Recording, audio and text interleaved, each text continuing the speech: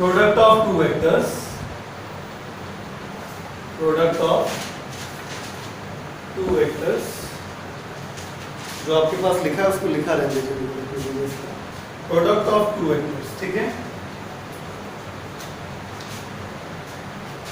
To vectors can B multiplied by the following two ways, ठीक। Product of two vectors, ठीक है। As usual class वो केवल record होगा ना, बहुत सीरियस होने की जरूरत नहीं है, वो रिकॉर्ड हो जाएगा, इट डजंट मैटर। तो product of two vectors can be multiplied by the following two ways, ठीक है। दो तरीके होते हैं। पहला होता है, पहले वो कहते हैं डॉट प्रोडक्ट। डॉट प्रोडक्ट में ए वेक्टर और बी वेक्टर, सपोज दो वेक्टर का मल्टीप्लाई करना है, टू वेक्टर्स है ना, दो वेक्टर्स का मल्टीप्लाई करना है, तो दो वेक्टर अगर ए और बी मान लिए जाए तो उनके बीच में आपको डॉट लगा हुआ दिखेगा, ठीक है। नॉर्मली जब लोग मैथमेटिक्स में पहले पढ़ते चले आए हैं तो कभी भी इस बात को कभी तवज्जो ही नहीं दिया कि डॉट लिखा है या क्रॉस लिखा है, मल्टीप्लाई से मल्टीप्लाई, लेकिन ऐसा कोई इम्पोर्टेंट नहीं है, ठीक है। यहाँ पे लेकिन लफड़ा है तगड़ा, ठीक है। ये हो गया क्रॉस प्रोडक्ट, यानी इसमें आपको ए और बी दो वेक्टर के बीच में आपको क्रॉस लगा हुआ दिखेगा। एडिट कर लीजिए उसमें, ठीक है।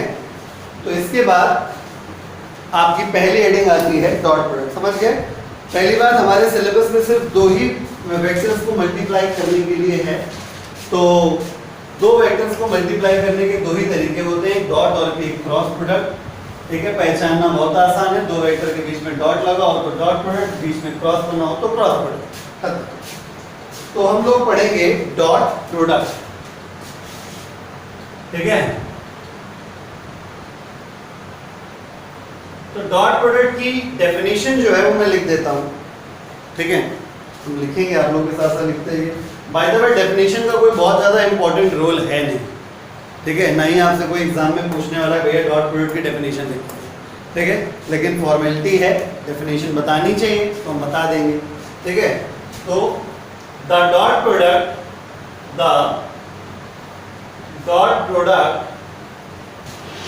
Of two vectors is defined as the dot product of two vectors is defined as the product of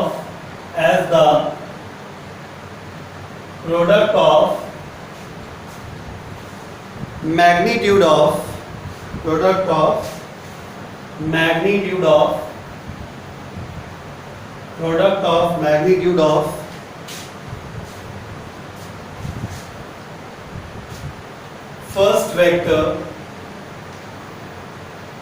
first vector and the magnitude of the component and the magnitude of the component of the second vector in the direction of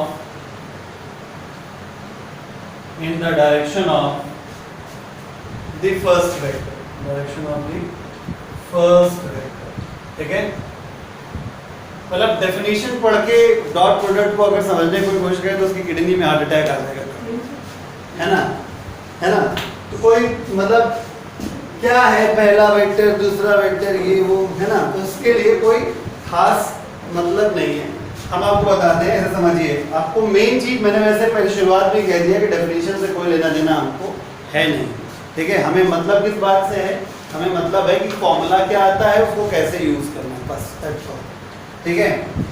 तो मान लेते हैं late we have, जो उतने दिनों से मानते चले आ रहे हैं, दो वेक्टर हैं, ए वेक्टर और बी वेक्टर, उनके बीच का एंगल जो है थीटा। तो let we have two vectors vector A and vector B, and such that, ऐसे लिखो कोई बार एंड हो जाएगा, such that angle between them is theta. ठीक है, उन दोनों के बीच का एंगल कितना है? थीटा। तो बनाते हैं कंसीडर सिचुएशन, वे आप सब समझ में आ जाए। ये y डायरेक्शन ले लेते हैं, ये x डायरेक्शन ले लेते हैं। समझना, एक वेक्टर जो है ये a वेक्टर ले लिया मैंने, ठीक है, और एक वेक्टर हमने b वेक्टर ले लिया, और दोनों के बीच का एंगल कितना है डियर? a पहला मानते हैं अक्सर, b दूसरा मानते हैं, है ना। आप एक काम करो, इसका एक कंपोनेंट इसके ऊपर गिरा दो, बस कंपोनेंट निकालना आता है आपको, है ना। कि अगर आप इस b का कंपोनेंट इधर बनाओगे तो उसे क्या, इसकी वैल्यू क्या लिखोगे बताओ? क्या लिखते हैं? b cos थीटा नहीं लिखते हैं? अरे भाई समझ गए ना भाई, b वेक्टर है, थीटा एंगल है, तो थीटा के साइड में जो कंपोनेंट गिरेगा that is b cos theta. ठीक बात, हाँ ये हो गया b cos थीटा। अच्छा चलो a वेक्टर यहाँ पे ना लिख के मैं थोड़ा यहाँ लिख देता हूँ, ये a वेक्टर है, ठीक है ना। ओके, तो इस a वेक्टर का मैग्नीट्यूड यहाँ से यहाँ तक a ऐसे लिखा जा सकता है, गलत तो नहीं क्या? दोबारा बोलता हूँ फिर से, ये x डायरेक्शन, ये y डायरेक्शन, ये a for Apple, b for बड़ा एप्पल, दोनों के बीच का एंगल थीटा। a वेक्टर अगर यहाँ से यहाँ तक फैला है तो इसका मैग्नीट्यूड ऐसे लिखेंगे तो कोई दर्द है? ठीक, अब इस b वेक्टर का जो कंपोनेंट है ऐसे गिरा, ठीक है। और तकलीफ हो आपको तो ऐसे समझो कि हमने टॉर्च जला दिया ऊपर से, जब टॉर्च जलाओगे तो इतनी शैडो पड़ेगी इसके ऊपर, this shadow will represent the component. ठीक है, कोई बात नहीं, और सिर्फ खर्चा हो जाएगा, है ना। तो b का कंपोनेंट b cos थीटा, जिधर थीटा होगा उधर cos कंपोनेंट। तो डेफिनेशन कहती है according to definition of dot product, वही जो हमने इमला लिखा है ऊपर, ठीक है। डेफिनेशन ऑफ डॉट प्रोडक्ट कहती है कि a वेक्टर और b वेक्टर का जब डॉट प्रोडक्ट होता है तो किसके बराबर होता है? The dot product of two vectors is defined as the product of magnitude of first vector, पहले वेक्टर का magnitude a into magnitude of component of second vector in the direction of first vector। यानी first vector की दिशा में second vector का जो component आया है उससे मल्टीप्लाई करना, यानी b cos थीटा। भाड़ में गई दुनियादारी, उसे मतलब नहीं है, ये ऊपर वाला भी नहीं आता, ये भी नहीं आता, कोई मतलब नहीं। सिर्फ इतना समझिए कि अगर a और b के बीच का एंगल थीटा है तो a डॉट b का फॉर्मूला ab cos थीटा आता है। समझ गए? a डॉट, इसको भैया तुम बहुत और अच्छे से एनालाइज करना है ताकि आपको कभी कंफ्यूजन ना हो। तो a vector dot b vector is equal to a का मतलब पहले वेक्टर का मैग्नीट्यूड, b का मतलब दूसरे वेक्टर का मैग्नीट्यूड और cos थीटा। थीटा किसके बीच का एंगल है? a और b के बीच का। समझ गए? कटा तो नहीं कटा, ठीक है। ओके, अब डॉट प्रोडक्ट के कई सारे एग्जांपल्स हमारे फिजिक्स में पाए जाते हैं जो नॉर्मली लोग मतलब अभी तक आप लोग नहीं जानते हो। एग्जांपल दे देता हूँ, अभी आप हो सकता है दिमाग में आ रहा हो कि डॉट प्रोडक्ट पढ़ तो रहे, यूज कहाँ होगा, ठीक है।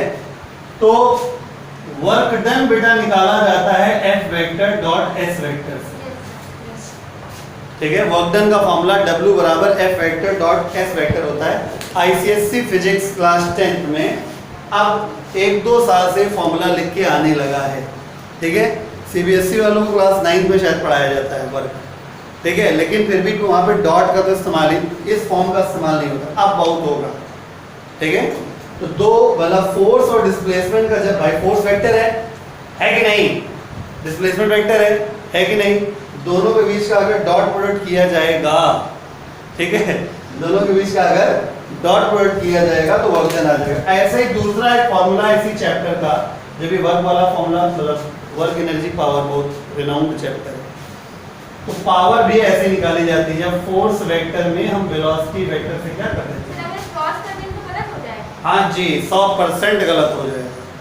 सर अगर का एफएस cos थीटा होता है। हाँ तो करो ना, F डॉट S अगर आप इस फॉर्मूले से ओपन करोगे A डॉट B बराबर AB cos थीटा, तो वैसे F डॉट S को ओपन करोगे तो FS cos थीटा, जहाँ पे थीटा किसके बीच का एंगल हो जाएगा, फोर्स और डिस्प्लेसमेंट के बीच का। ऐसे ही पावर बराबर F डॉट V, तो इस फॉर्मूले के अकॉर्डिंग क्या हो जाएगा, FV cos theta.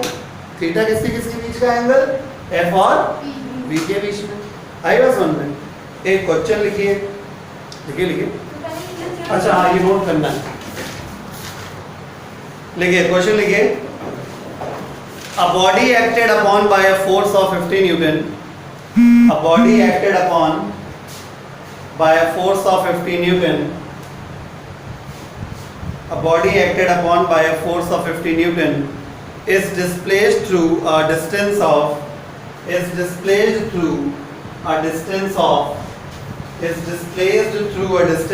10 meter. Is displaced through a distance of 10 meter in a direction making an angle of 60 degree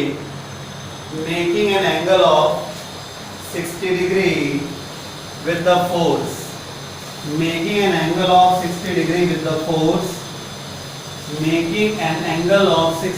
with the force,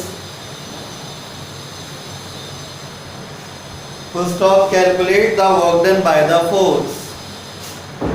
Calculate the work done by the force.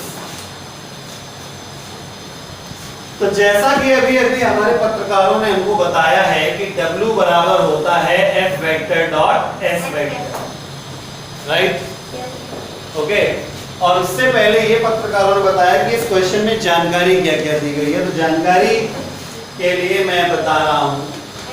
A body acted upon by a force of 50 Newton. Force का magnitude है, I cap J cap K cap तो लगा नहीं, यानी ये सिर्फ magnitude given है, vector form में नहीं गिवन। यानी एक बात तो तय हो रही है कि हम इस तरीके से जो फॉर्मूला लिखा गया है इसको ऐसे यूज नहीं कर सकते, इसको डॉट प्रोडक्ट का फॉर्मूला लगा के क्या लिखेंगे, W बराबर FS cos थीटा लिखेंगे।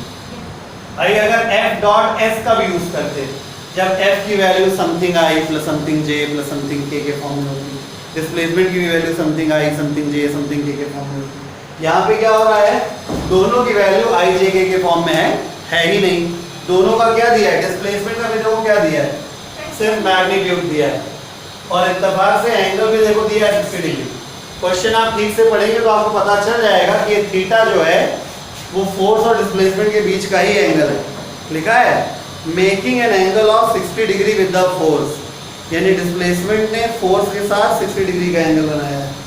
इस फॉर्मूले में जो थीटा होता है वो F और S के बीच का ही एंगल होता है। ध्यान दीजिएगा, थीटा बहुत बड़ा खेल कर देता है, 100 नंबर जिसके आ रहे होते हैं उसके 99 98 रह जाते हैं। थीटा का बहुत बड़ा गेम होता है, इसलिए जब हमने इसको ओपन किया तो एक क्लियर हो गया कि F और S के बीच का ही एंगल थीटा है, और इसी के बारे में क्वेश्चन में 60 डिग्री लिखा हुआ है। ठीक है, अब आप वैल्यू पुट कर दीजिए, आपका आंसर आ जाएगा। तो W बराबर 50 10 और cos 60 1/2, तो कितना हो गया 250 जूल। ठीक है, वॉट एंड जूल होता है। तो नेक्स्ट टर्न पे हम लोग इसके आगे बढ़ेंगे।